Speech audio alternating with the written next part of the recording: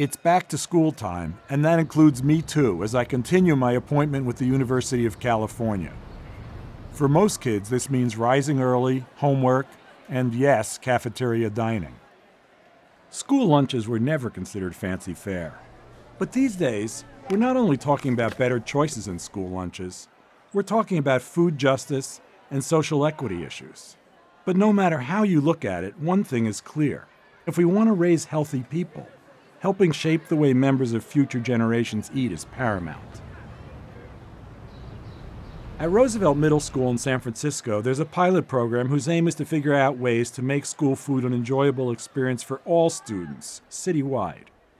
Zeta Riker, who directs the San Francisco Unified School District's Student Nutrition Services, walked me through a bit of the background behind their new project called the Future Dining Experience. Historically, we had kind of a one-size-fits-all for our meal program.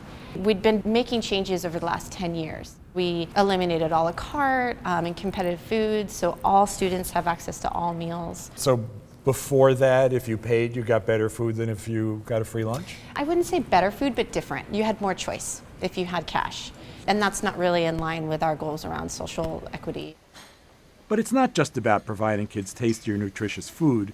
It's about the whole experience, like the actually comfortable lounge we're sitting in. Students, they want to have their senses stimulated.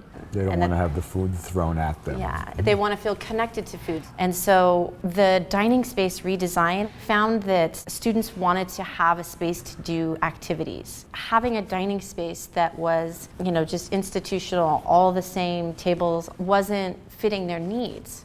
We are also implementing what we call distributed deliciousness, choice through distributed points of service, and a different variety of meals, say a grab-and-go cart, maybe a sandwich or a wrap, things that can be eaten on the go.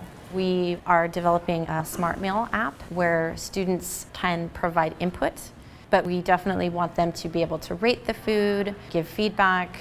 Speaking of feedback, Zeta had me sample some of their menu items. I'm just a fan of free lunch, so. Yes, absolutely, especially when it's delicious free lunch. So this is the chicken pizza party salad.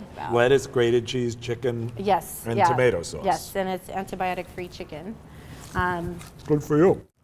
And your sourcing has been okay. Talking and eating at the same time isn't that easy for me. I know it has been a little bit more challenging this year, but we're still able to do it and keep within the contract price. It's really great. Congratulations, that's really good. Yeah, we're very proud. This all looks and sounds great, and the food wasn't bad either. But can it really work? That's where Chris Madsen comes in. Dr. Madsen of the UC Berkeley-UCSF Joint Medical Program is leading a study to evaluate the project.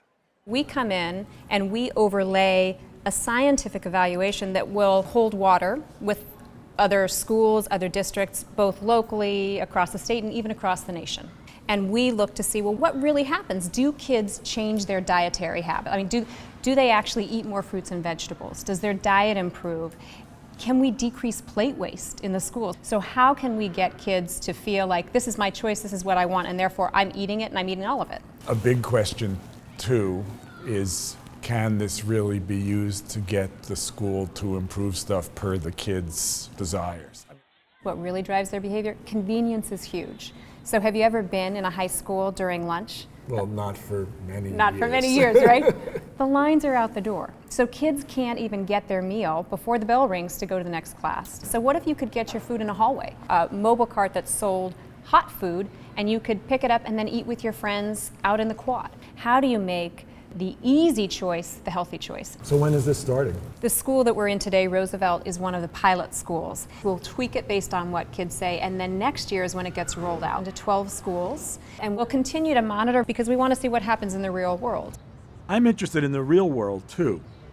So I joined two students for a meal from a mobile cart to see what they thought. I like the food here a lot. They just picked you because you were going to say that. No, actually, it's really good. Yeah, this is food that I would make at home. It'll be interesting to see how this turns out and if it's socially and financially sustainable. Because really, anything that can be done to improve kids' nutrition and increase their awareness of our food system should score high marks.